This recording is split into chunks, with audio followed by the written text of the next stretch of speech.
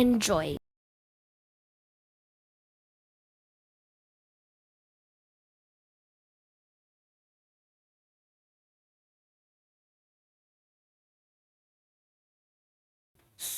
Chapter 1: The Hook. Dress to Impress is falling apart and no one's saying it out loud. The game went from the fashion moment on Roblox to a whole mess of chaos, drama, and disappointment.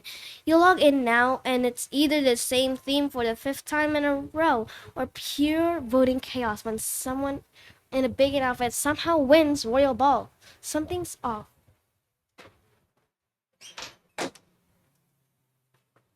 Players are frustrated. TikToks are clowning it. The vibes are weird. The energy is gone. So here's the question: what actually happened? How did one of the most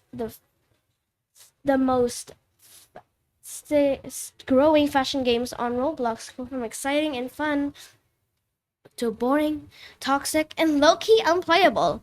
And let's be real. Is it even worth playing anymore? This video isn't just a rant. It's a breakdown of why Dress to Impress is declining, what did the devs do or didn't do, and if this game can be even saved before it completely fades away. If you ever played it and thought, wait, why does this feel worse now? You're crazy and you're not alone. Let's talk about the downfall of Dress to Impress.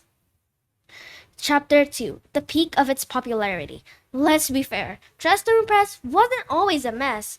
It was actually started out as one of the most fun, creative, and refreshing games on Roblox. It took the best parts of fashion shows, character design, and multiplayer competition and made it simple, stylish, and fast-paced. People could dress their avatars, walk the runway, and vote, all in just a few minutes. It was addictive in the best way. The themes, they were exciting and fun. Like, these are examples: Alien Superstar, Royalty, Opposites Attract. People went crazy trying to build the most iconic outfits, and the voting system in the early days actually felt fair. People vote based on style, creativity, how well someone matched the theme. You could tell people cared about the looks. That then came the viral TikToks, creators posting their wins, showing off crazy avatars, and calling out wild fashion fails. The exposure made Dress to Impress blow up fast. The game skyrocketed in player count. It was trending. It was everywhere. For a while, it felt like Roblox finally had a go-to fashion game that was fun, inclusive, and full of personality. People logged on not just to win, but to express themselves. The community was alive. The outfits were insane. The vibes, immaculate. It wasn't perfect, but it was fresh, creative, and full of potential. And then it started to change.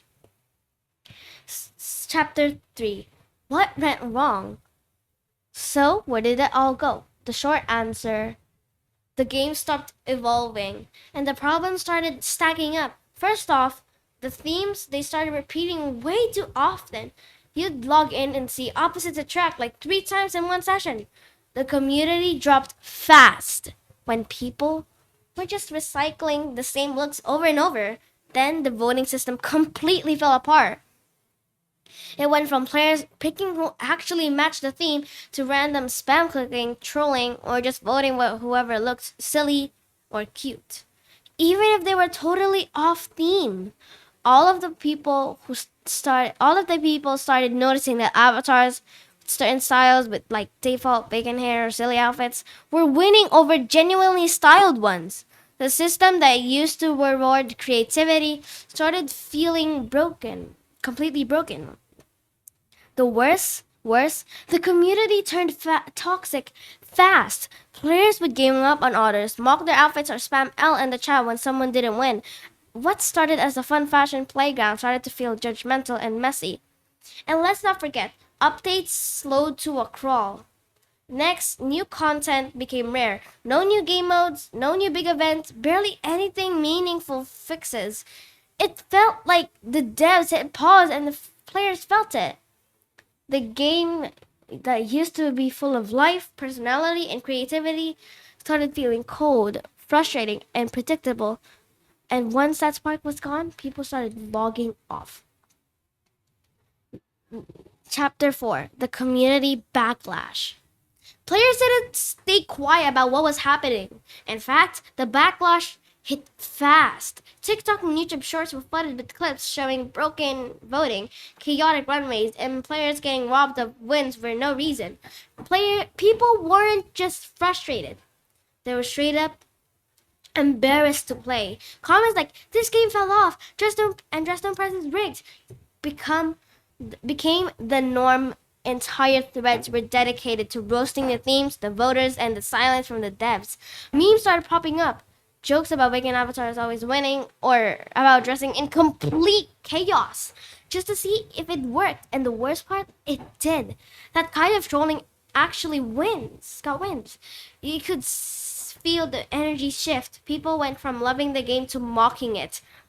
From hyped players to sarcastic voters, from fashion icons to trolls farming wins. And slowly but surely, creators stopped making content. Streamers weren't playing it. Fashion TikTokers moved on to other games. The hype bubble popped. All the buzz from Just Impress built up in its peak, gone. And it wasn't just because people were bored. It was because the game felt like stop respecting the players who built it up. People want to be part of something fun, not something frustrating. And when that sense of fairness and fun disappeared, the community disappeared too. Chapter 5: Missed Opportunities. Here's the heartbreak. Just Press didn't have to fall off. It had everything it needed to stay on top, but the devs missed the moment. They could have added limited time themes, seasonal events, trending TikTok aesthetics, even collabs with UGC creators. Imagine a cottagecore round or Met Gala week. The fashion community would have eaten that up. Or how about custom matches with friends? Private rooms where you go and your group votes without trolls? Perfect for content. Perfect for fun. They also could have introduced style-based rankings, badges, and challenges. Give people a reason to grind.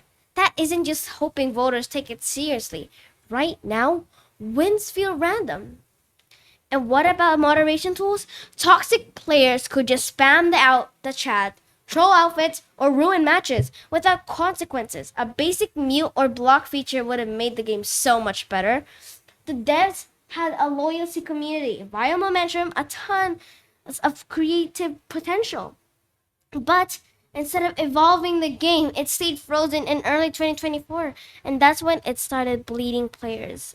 When people care enough to complain, it means they wanted to keep playing. But after a while, even the most loyal fans get tired of hoping things will improve.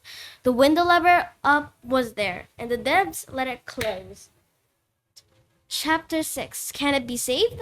So, is Just Impress done for? Or is there still hope? Honestly, it depends on the devs. The game isn't dead, but it's on life support. If the team steps up, listens to the community, and makes bold updates, this game could bounce back. Fashion is a forever vibe. The interest is there. Players want to love it again. Here's how it would help. Fix the voter system so the skill and creativity matter again. Add new themes, special events, and limited rounds. Give us private matches for friends and content creators. Actually moderate toxic players and bots.